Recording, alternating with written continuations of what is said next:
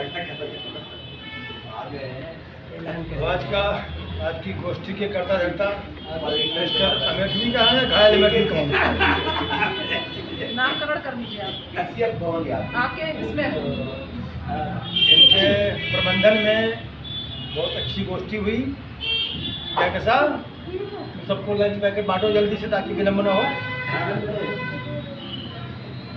जल्दी करो, जल्दी से करा।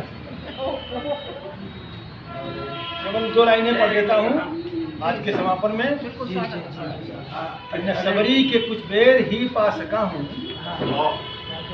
न सबरी के कुछ बेर ही पा सका हूँ, न कंदुल सुदामा के ही ला सका हूँ। क्या कहने, मगर भावनाओं के गागर के सागर तुम्ही ने दिया है, तुम्हें दे रहा हूँ। क्या बात है,